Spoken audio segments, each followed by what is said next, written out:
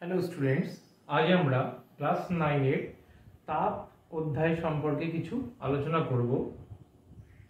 প্রথমে আমরা জেনে নিই তাপ কি না। তাপ হলো এক প্রকার শক্তি। তাপ কি? তাপ হচ্ছে এক প্রকার শক্তি যা গ্রহণ করলে বস্তু উত্তপ্ত হয় আর বর্জন করলে বস্তু শীতল হয়। সেটাই সংজ্ঞা আকারে আছে, লিখে নিই।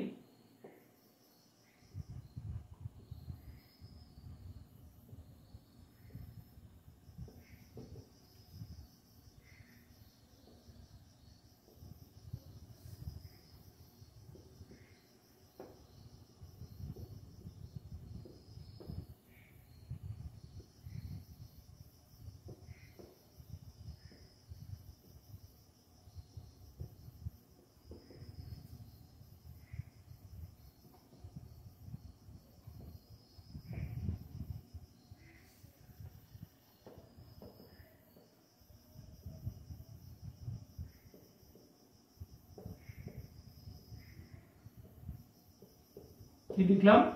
তাপ হলো এক প্রকার শক্তি যা গ্রহণ করলে বস্তু উত্তপ্ত হয় এবং বর্জন করলে বস্তু শীতল হয়। অর্থাৎ আমরা যদি কাউকে তাপ দিই, কোনো বস্তুকে যদি তাপ দিই, তাহলে কি হবে? সে বস্তুটা গরম হবে এবং সেখান থেকে যদি তাপ আমরা নিয়ে নিই, তাহলে সেই বস্তুটা শীতল হয়ে যাবে। সেটাই সংজ্ঞা আকারে দেওয়া আছে। কি? এক প্রকার শক্তি যা গ্রহণ করলে বস্তু উত্তপ্ত হবে, বর্জন করলে বস্তু শীতল হবে। এর একক কি না, সিজিএস পদ্ধতিতে তাপের একক ক্যালোরি। সিজিএস পদ্ধতিতে তাপের একক হচ্ছে ক্যালোরি, আর এসআই পদ্ধতিতে কি আছে তাপের একক না, জুল। এবার আমরা দেখব যে কোনো বস্তুর গৃহীত বা বর্জিত তাপ কোন কোন বিষয়ের উপর নির্ভর করে। তার আগে আমরা আরেকটা জিনিস জেনে নিই, আপেক্ষিক তাপ। আপেক্ষিক তাপ কি না, কোন পদার্থের একক ভরের উষ্ণতা একক পরিমাণ বৃদ্ধি করতে যে পরিমাণ তাপ প্রয়োজন হয় তাকে বলা হয় ওই পদার্থের আপেক্ষিক তাপ।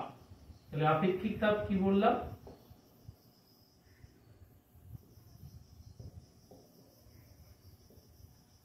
আপেক্ষিক তাপ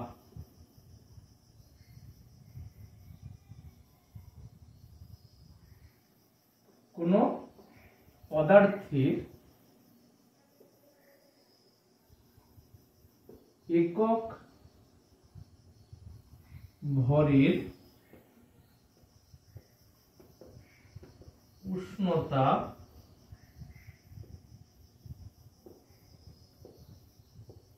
একক পরিমাণ বৃদ্ধি করতে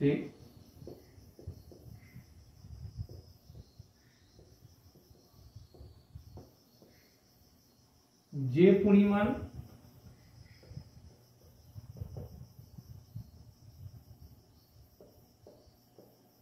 তাপের প্রয়োজন হয়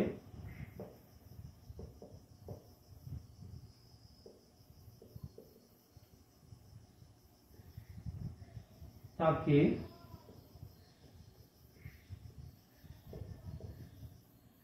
ওই পদার্থের আপেক্ষিক তাপ বলে।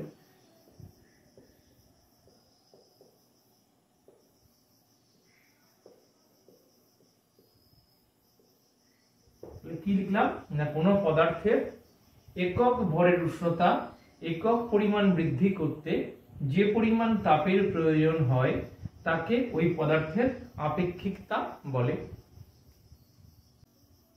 এর একক কি না, আমাদের সংজ্ঞায় দেখো, সিজিএস পদ্ধতিতে লিখে দিই আগে, তারপরে বলছি না। একক ভরের উষ্ণতা একক পরিমাণ বৃদ্ধি করতে যে পরিমাণ তাপের প্রয়োজন হয়। তাহলে সিজিএস পদ্ধতিতে একক কি হবে না, কি পরিমাণ তাপের প্রয়োজন হয়? তাপের একক হচ্ছে আমাদের ক্যালোরি। একক ভরের এবং একক উষ্ণতা বৃদ্ধিতে, তাহলে calorie per gram per degree Celsius.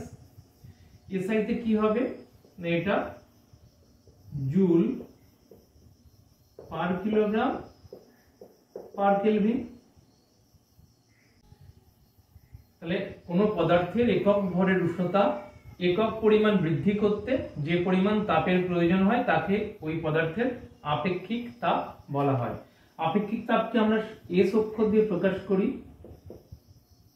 S is equal to হয় H by MT, H is equal to MST বা S is equal to H by MT. তাহলে এম যদি একক অর্থাৎ 1 গ্রাম যদি ধরে নিই, আর টি হচ্ছে সিজিএস পদ্ধতিতে 1 ডিগ্রি সেলসিয়াস, সি হচ্ছে সিজিএস পদ্ধতিতে আমাদের 1 ডিগ্রি সেলসিয়াস। তাহলে গৃহীত তাপ বা যে পরিমাণ তাপ প্রয়োজন হচ্ছে সেটা যদি ক্যালোরি হয়, তাহলে আপেক্ষিক তাপের একক হবে calorie per gram per degree Celsius, সেটাই দিয়েছি। এসআই পদ্ধতিতে কি হয়ে যাবে, এটা ক্যালোরির জায়গায় জুল, ভরের একক হবে কিলোগ্রাম, আর উষ্ণতার একক হবে কেলভিন। সেই জন্য joule per kilogram per kelvin, joule per kilogram per kelvin হচ্ছে এসআই পদ্ধতিতে আপেক্ষিক তাপের একক। এবার দেখি আমাদের গৃহীত বা বর্জিত তাপ।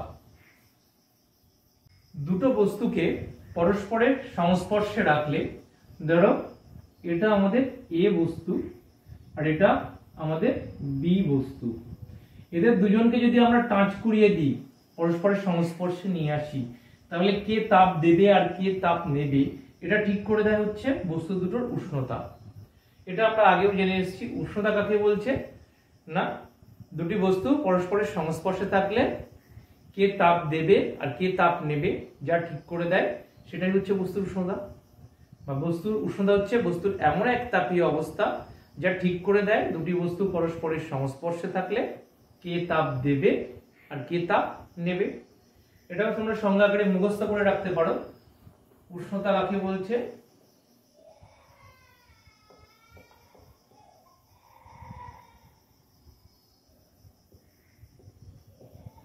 উষ্ণতা হলো বস্তুর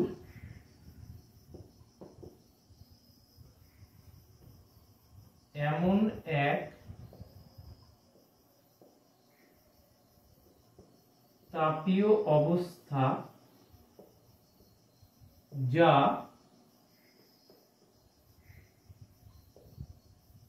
ঠিক করে দেয় যে দুটি বস্তু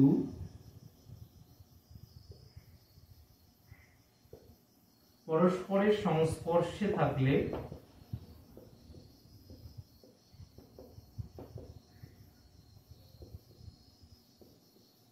দুটি বস্তু পরস্পরের সংস্পর্শে থাকলে কে তাপ দেবে ও কে তাপ নেবে। অর্থাৎ উষ্ণতা হলো বস্তুর এমন এক তাপীয় অবস্থা যা ঠিক করে দেয় যে দুটি বস্তু পরস্পরের সংস্পর্শে থাকলে কে তাপ দেবে ও কে তাপ নেবে। অর্থাৎ উষ্ণতা আমাদের সেই জলের উচ্চতার মতো। একটা ভর্তি কোনো পাত্রে জল ভর্তি একটা বড় ধরনের ট্যাঙ্কি আছে আমাদের বাড়ি, সেই ট্যাঙ্কিতে এক পুরো ভর্তি জল আছে, পাশে একটা ছোট আমরা বালতি নিলাম, বালতির 1 বালতি জল ভর্তি করলাম। দুজনকে যদি জলের উচ্চতা দুটোতে যদি সেম থাকে, সেই অবস্থায় আমরা যদি দুটোকে পাইপ দিয়ে জুড়ে দিই, অর্থাৎ ট্যাঙ্কির জল আর বালতির জল দুটো যদি সেম উচ্চতায় আছে, সেই অবস্থায় আমরা একটা পাইপ দিয়ে জল জুড়ে দিলাম, দেখা যাবে কি কোনো পাত্র থেকে কোনো পাত্রে জলের স্থানান্তর হচ্ছে না। এবার বালতিটাকে উঁচু করলাম, উঁচু করলে কি হবে, যতই ট্যাঙ্কিতে প্রচুর জল থাক বালতি থেকে জল চলে আসবে আমাদের ওই বড় ট্যাঙ্কিটাতে যেখানে প্রচুর পরিমাণে জল আছে। অর্থাৎ তাপের পরিমাণ বেশি কম যাই হোক না কেন, উষ্ণতা যদি বেশি হয়, যার উষ্ণতা বেশি সে তাপ কম উষ্ণতার বস্তুকে দেবে। ঠিক যেমন বালতির উচ্চতা বেশি থাকায় বালতি থেকে জল ট্যাঙ্কিতে চলে আসছিল, ঠিক একই কারণে যদি উষ্ণতা বেশি থাকে, তাপের পরিমাণ কম থাকে, তবুও সে উষ্ণতর বস্তু অধিক তাপ থেকে যে কম উষ্ণতায় আছে সেই বস্তুকে তাপ দেবে যতই তার তাপের পরিমাণ বেশি থাক। অর্থাৎ উষ্ণতা বেশি হলে একজন বস্তু আর একজন বস্তুকে তাপ দিতে পারবে। অর্থাৎ উষ্ণতা ঠিক করে দেবে কে তাপ দেবে আর কে তাপ নেবে। এবার চলে আসছি গৃহীত বা বর্জিত তাপ। আমরা দুজনকে টাচ করিয়ে দিলাম, এ আর বি বস্তু দুটোকে। কি হবে যদি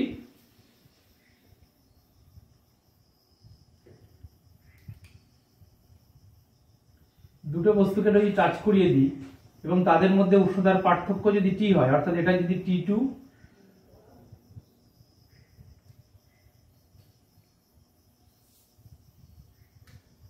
এটার উষ্ণতা T1 এবং এটার উষ্ণতা যদি T2 হয় এবং T1 গ্রেটার দ্যান যদি T2 হয়, তাহলে উষ্ণতার পার্থক্য কত হবে?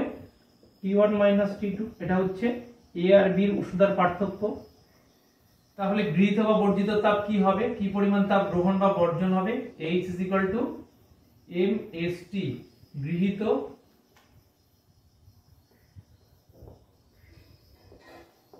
গৃহীত বা বর্জিত তাপ H সমান সমান mst। অর্থাৎ এ বস্তু আমাদের উষ্ণতর, সে কি করবে? তাপ ছাড়বে। বি বস্তু অপেক্ষাকৃত শীতলতর, কারণ তার উষ্ণতা কম, এ বস্তুর উষ্ণতা বেশি।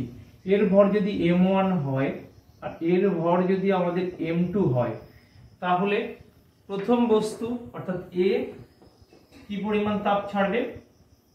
এ বস্তুর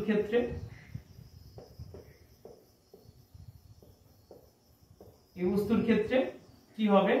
আমাদের বর্জিত তাপ হবে। কি পরিমাণ তাপ বর্জিত করবে? H1 ধরে নিলাম, তাহলে তার ভর m1 ইনটু তার আপেক্ষিক তাপ যদি S1 হয়, এই বস্তুর আপেক্ষিক তাপ যদি আমরা S1 ধরি, তাহলে m1 S1 ইনটু উষ্ণতার পার্থক্য। উষ্ণতার পার্থক্য কত আমাদের? T1 minus T2। তাহলে এখানে লিখে দিই ms into T1 minus T2। এই পরিমাণ তাপ বর্জিত করবে কে না? এ বস্তু। ঠিক একই রকম ভাবে বি বস্তুর ক্ষেত্রে কি হবে? বি বস্তু তো তাপ গ্রহণ করবে, কারণ তার উষ্ণতা কম। তাহলে গৃহীত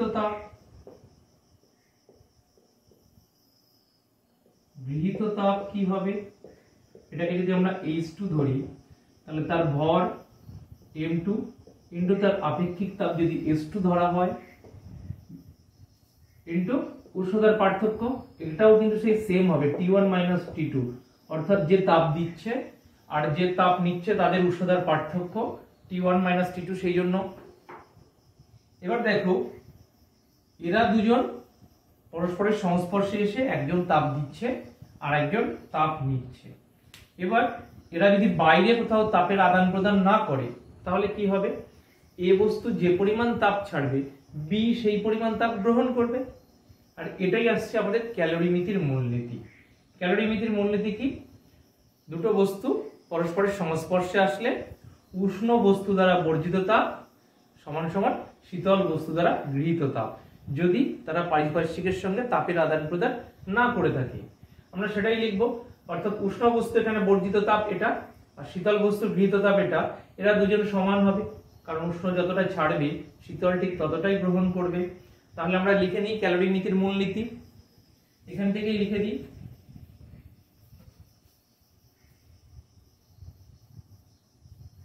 ক্যালোরিমিতির মূলনীতি।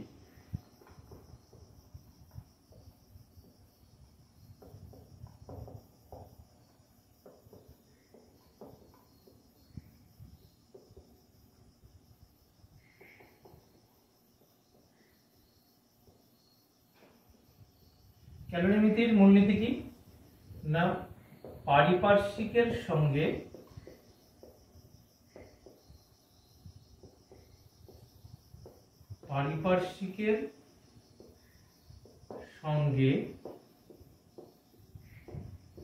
তাপের আদান প্রদান না হলে কি হবে না উষ্ণ বস্তু দ্বারা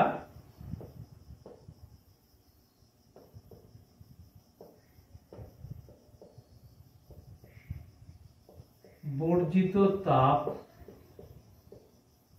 একই লাইনে হবে, আমরা এটা মুছে দিই। উষ্ণ বস্তু দ্বারা বর্জিত তাপ ইজ ইকুয়াল টু শীতল বস্তু দ্বারা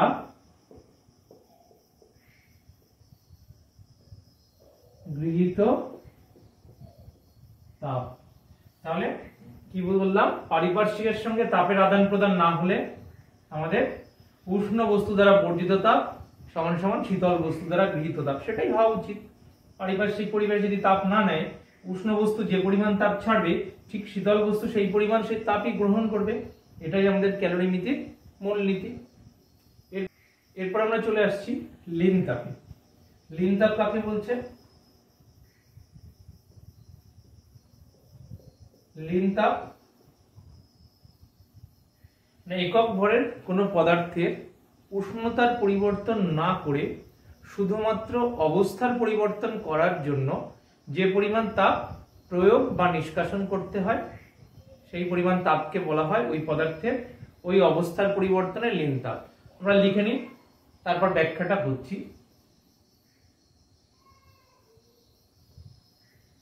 একক ভরের কোনো পদার্থের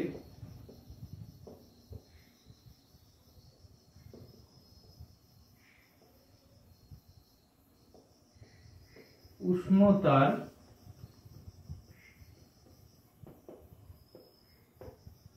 পরিবর্তন না করে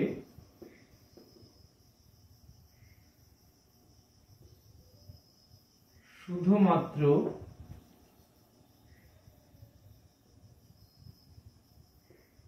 অবস্থার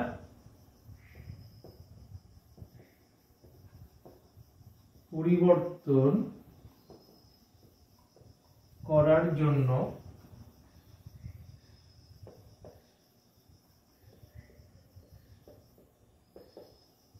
যে পরিমাণ তাপ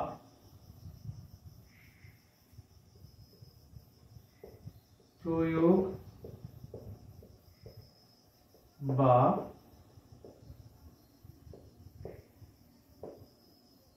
নিষ্কাশন করতে হয় সেই পরিমাণ তাপকে ওই পদার্থের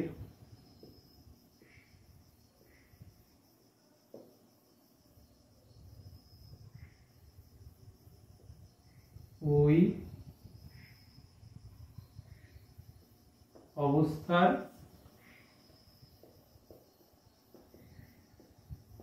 পরিবর্তনের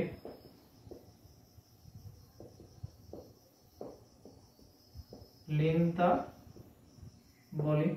কি বললাম, একক ভরের কোনো পদার্থের উষ্ণতার পরিবর্তন না করে শুধুমাত্র অবস্থার পরিবর্তন করার জন্য যে পরিমাণ তাপ প্রয়োগ বা নিষ্কাশন করতে হয় সেই পরিমাণ তাপকে ওই পদার্থের ওই অবস্থার পরিবর্তনে লিন তাপ বলে।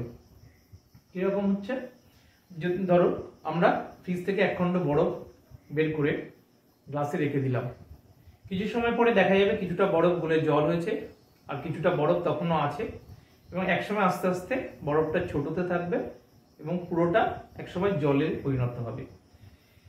আমরা যদি থার্মোমিটার ওই পাত্রের মধ্যে দিয়ে দিই, দেখতে পাবো যত সময় না সমস্ত বরফটা গলে জল হচ্ছে তত সময় ঠিক ওই জল এবং বরফ মিশ্রিত, অ্যাকচুয়ালি বরফ মিশ্রিত জল, তার উষ্ণতা 0 ডিগ্রি সেন্টিগ্রেডেই আছে। বরফ আর জল দুজনেই আছে অথচ উষ্ণতা 0 ডিগ্রি সেন্টিগ্রেড। তাহলে একটা তরল জল যেটা আর একটা কঠিন সেটা বরফ, তাহলে এদের মধ্যে কি এমন পার্থক্য আছে যার জন্য একটা তরল আর একটা কঠিন?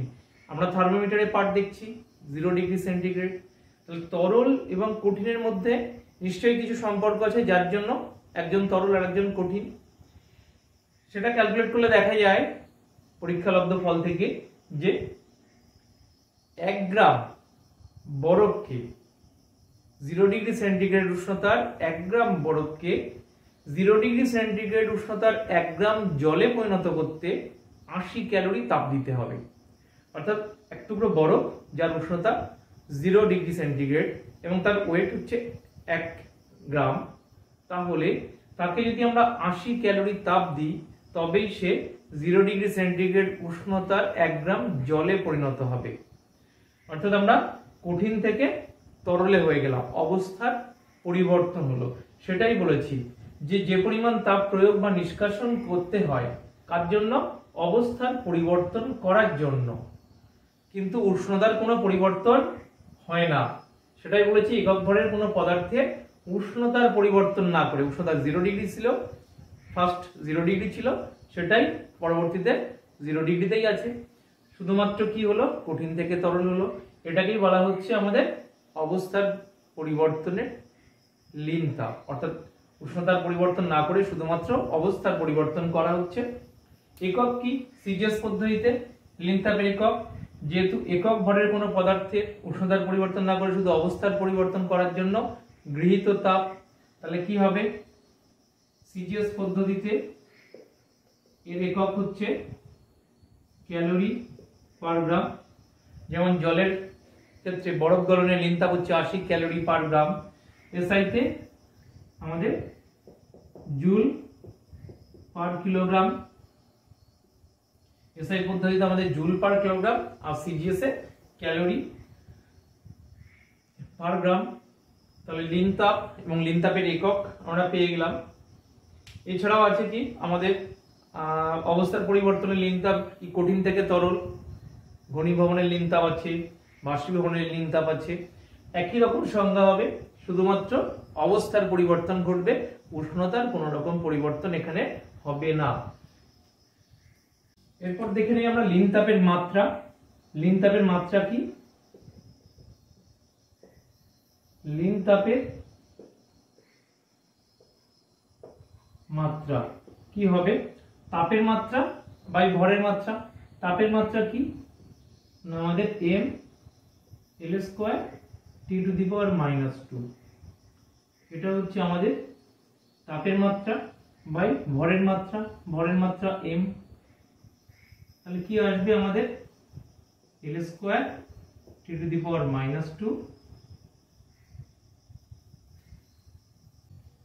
কি আসছে? L² T⁻²। তাহলে এটাই আমাদের লীন তাপের মাত্রা।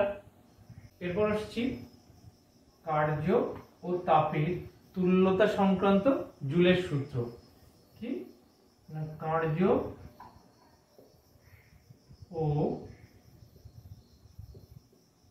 তাপের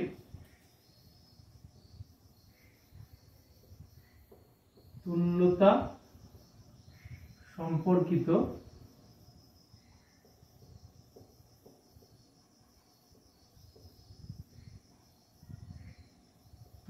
সম্পর্কিত জুলের সূত্র।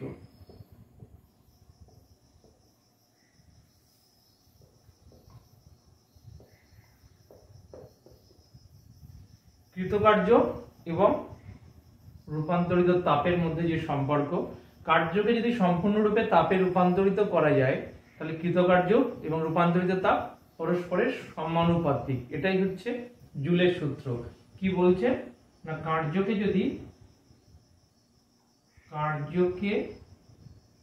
যদি সম্পূর্ণরূপে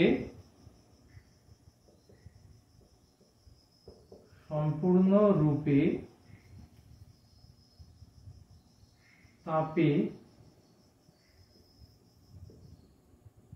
রূপান্তরিত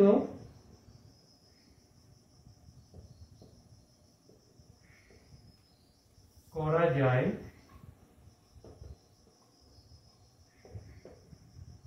তবে কৃতকার্য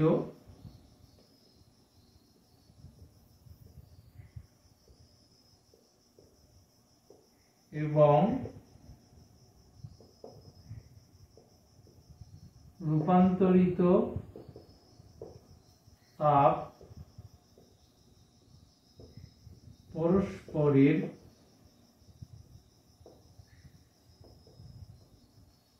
সমানুপাতিক।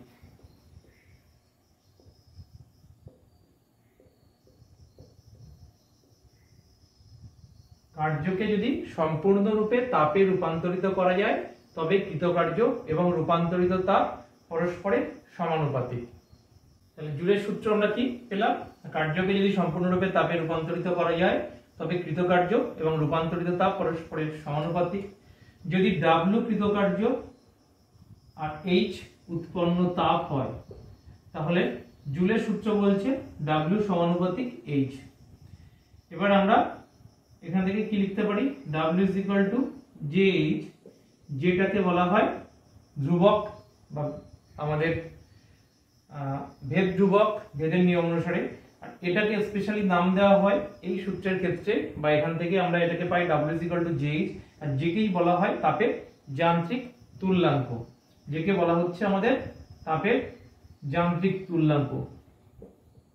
যে ধ্রুবক, এই ধ্রুবকটার নাম দেওয়া হয়েছে কি? তাপের যান্ত্রিক তুল্যাঙ্ক।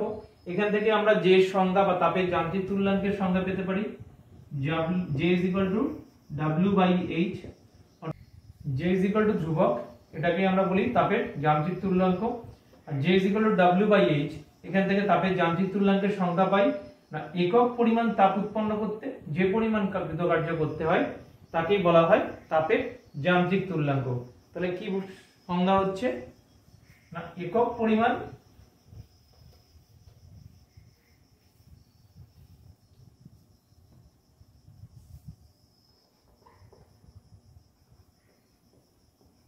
তাপের যান্ত্রিক তুল্যাঙ্ক।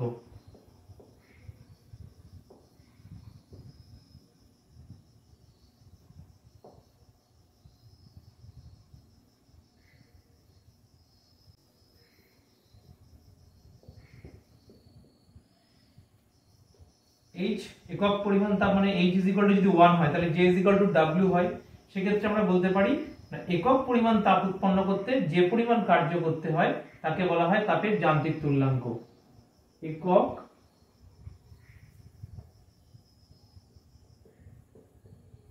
পরিমাণ তাপ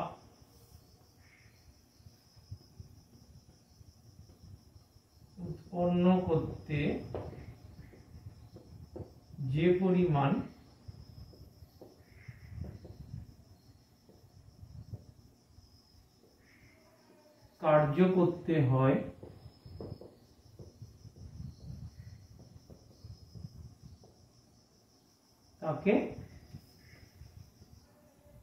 তাকে বলা হয় তাপের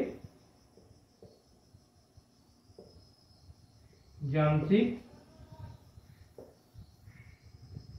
তুল্যাঙ্ক। অর্থাৎ একক পরিমাণ তাপ উৎপন্ন করতে যে পরিমাণ কার্য করতে হয় তাকে বলা হয় তাপের যান্ত্রিক তুল্যাঙ্ক। এছাড়াও যদি কোনো প্রশ্নে কারোর কোনো অসুবিধা থাকে অবশ্যই কমেন্টসে জানাবে। নেক্সট ক্লাসে আমি অবশ্যই সেই প্রশ্ন সম্পর্কে আলোচনা করে দেব।